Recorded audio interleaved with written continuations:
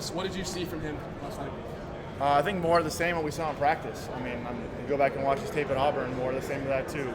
A couple of his shots didn't go down early, but the one thing he's done for us is continue to space the floor and shoot. And then I think you even saw it. One thing we hit on today was his ability to run the floor and get to the right spots.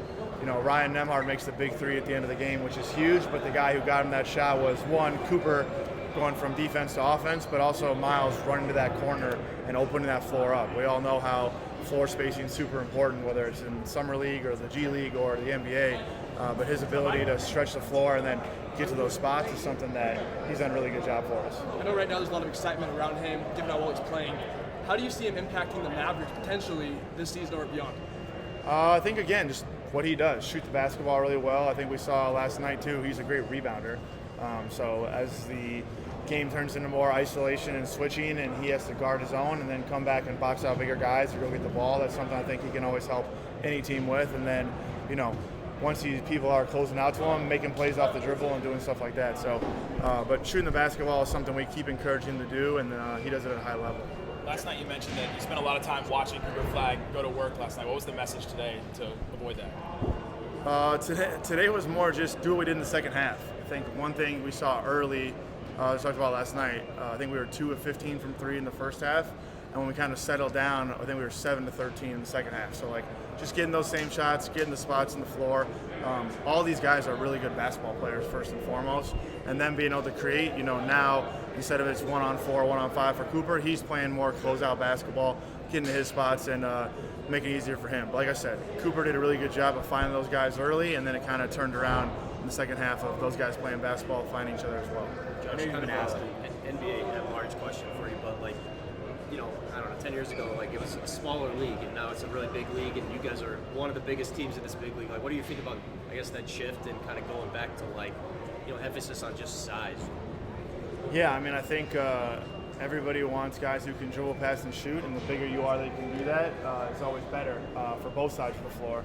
And I think that's something we have a huge advantage of going forward is our size, and then also just the talent with that size. So that's something obviously we put a premium on here, and it's been really, really good for us so far. I know you've asked and answered a lot about, you know, Cooper being aggressive, taking shots, being the guy initiating offense.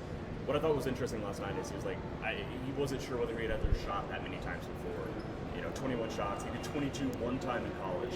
I'm just curious, like, you know, how much of the aggressiveness is just like to get up shots and whether there's a specific number or whether that's just like downhill of being aggressive. I think it's like twofold. One, he just did a really good job at giving what the defense gave him. You know, when they're going to switch it, they were putting their smalls on our centers and switching a lot. As you saw, we called up certain defenders to go one-on-one against. And if they're going to stay home and let him play one-on-one, those are really good shots for us.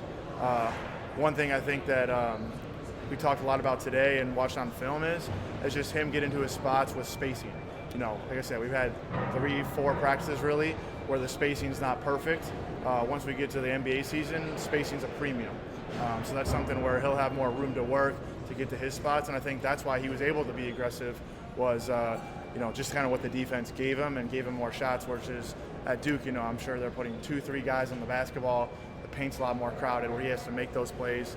But last night they were letting him play one-on-one, and we'll take those shots all night long. The attention he gets, how much does that benefit guys like Miles and Ryan, and by extension, how will it help them once they get to the nights of the training camp? I mean, obviously a ton, just one with the gravity. You see, you go back and watch the clips, and guys are full denying him on the wing. First play of the game, they trapped him. I mean, just the respect you get from that, like, that's going to open the floor up for everybody else. The other thing you see is if they have to put their best defender on Cooper, that means their second and third best defenders are on those guys. So that's something, you know, those guys are used to having the best guys on them, especially a guy like Ryan, who was the focal point of the offense in college.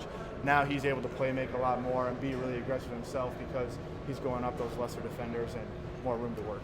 It's probably going to be some point here in the summer where he's not going to be in the lineup. How does that change what you guys do offensively? I don't think it really changes much at all, honestly. I mean, I think you saw last night, a guy like Jordan Hall, we want him to come in and be aggressive. We don't want him just to bring the ball up and pass and watch. You know, thought Gabe did a really good job. You'll see some guys come off the bench for us that can get in the paint and score out well as well. We're just trying to look at different lineups right now, but that's something that the way we play basketball and the way the Mavs play basketball is we want to show what these guys can do with space and freedom, not tell them what to do or only throw it to one person. So I think we'll see a lot of the same stuff, just different names in the jerseys. Yeah, next man up, exactly right. Will some of those guys who didn't see action last time now get their shot? Yeah, whether it's tomorrow against the Spurs or going forward. I mean, we know we're going to have 5 games no matter what, so it's kind of nice we're able to plan out and give guys different time. The one thing we just want to make sure of is when we give them time, we let them play. We don't want them to just have 1 3 or 4 minute stretch where they miss one shot or don't touch the ball, and now that's how now they're judged off of. So going forward, we'll try to get those guys some good run and then go from there. I know Jay Kidd's kind of been around. He obviously talked to you before Summer League. What's his message been to you as a coach? Jason's the best. I mean, his message is kind of do what we do. We know what we do as an organization, and he's super supportive, and not only for coaches but for players as well. So I think for everyone, you just encourage him to, you talked about with Cooper, make mistakes. Put yourself in an uncomfortable position and try to do as much as you can, because that's only going to help us all grow. So he's very consistent with what he talks about, whether it's coaches, players, anybody else. He's been great with that. Going back to Gabe, just talk about his shot and what you saw of his game last night. Gabe is incredible. Is just helping everybody be better, whether it's spacing the floor, guarding everybody, rebounding, running the floor. One thing we've had to be on him about is be aggressive to shoot. He's a very good three-point shooter. He's a very good playmaker, especially against closeouts. And he's kind of been hesitant because he always wants to make that right play. But sometimes the right play for him is shoot the open shot. And I think last night, obviously the beneficiary of everybody else collapsing on the ball, he gets those open shots, and that kind of kept us in the game and got us going. So can't say enough good things about him and just how he is that professional. Yes, exactly, and that's what he does. So we all know he can go catch a lob and do all that stuff, but his shot is just as good as anything else. Did you run any situational drills for Gabe to get open, just other things? Like I said, we're very multi-positional, interchangeable parts. So all the stuff we run, multiple guys are in multiple positions. So as you saw last night, Cooper sometimes is going to handle it. Other guys are going to set screens. Gabe sometimes will be the one rolling. Sometimes he'll be the one in the corner. So putting those guys in different positions, I think now when they get to the game, they're not something brand new for them. So I think that's something that we try to put emphasis on and shoot around and in practice this week. What were some things you saw on the defensive side that you could maybe take from last game going into this next one? Our 2 big fellas were about as good as it gets, and Sharp and Cisse. I mean, those guys protect everything. Offensive rebounding numbers-wise is obviously a problem, but the reason that the offense rebounds were there is they were taking so many of those mid-range and floaters. Those are some hard misses to clean up sometimes. So I think we did a really good job of sending everything to those guys, and those guys clean everything up. I mean, you saw guys missing layups, guys shooting it over the backboard just because those 2 guys are always around. So really, really proud and impressed with how those 2 guys were, which was really good for us. I was looking at your game last night. Just what was going right for you last night? My job was pretty easy. Like I said, I have guys like Ryan and Cooper playmaking, and it was all I had to do was knock the shots down and really hung my shot. And like I said, my confidence is through the roof, and I rely on my work, and all I do is make the shot. So it was a super easy game. What are you hoping to prove in Summer League? Just show what type of player I am. Just show kind of I'm more than a shooter. I can put the ball on the floor, play make for others, but I can also space the floor, and my gravity allows other people to get open too. How do you explain or compare the hype or the energy from last night's game to some of your games at Auburn? Man, the energy last night was crazy. I mean, we talked about it this morning. One of the coaches was like, I was like an NBA playoff atmosphere last night. So on top of the fact that it was so physical last night as well. So that was definitely up there. I think I've had some big games at Auburn, but that by far my first NBA game of that magnitude, that was up there for sure. Did you see anybody courtside or anything where you were like, oh? Courtside? I did see some YouTube creators that I seen.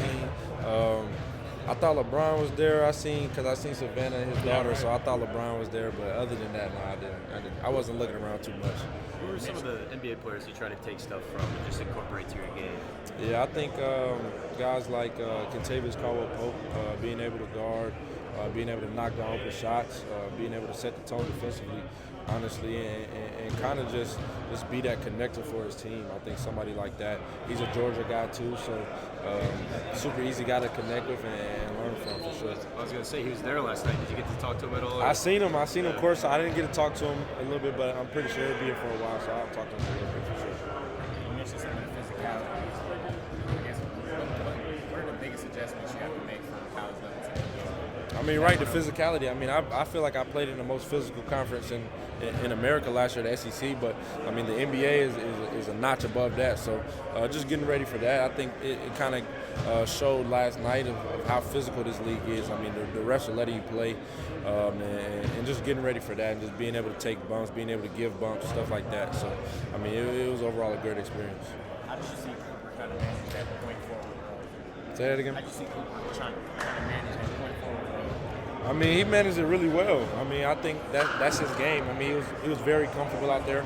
Although he didn't shoot the ball the way he wanted to, I told him, I said, I mean, it's not like you stopped shooting even though you weren't hitting. I mean, you went 5 for 21. Like, that's good. Like, you know what I'm saying? So, there's going to be games like that, and I think he did a very good job of keeping his composure and not getting too high or too low.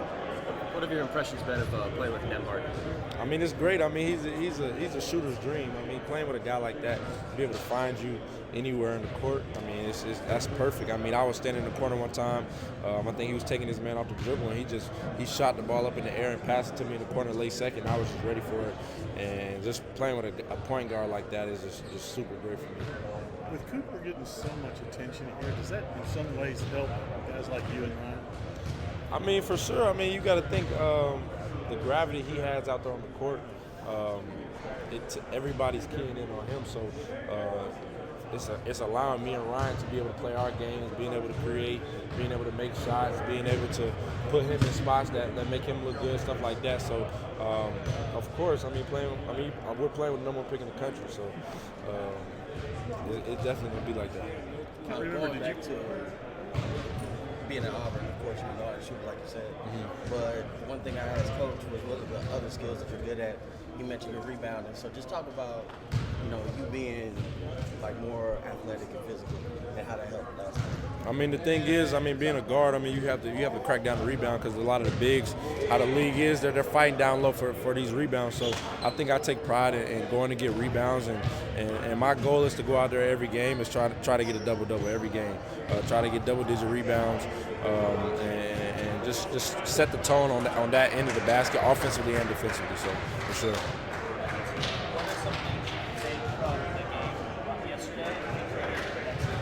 I just think our resilience and the way we fought. I think we got hit with a lot of adversity. They went up a lot of times. They hit a lot of big shots.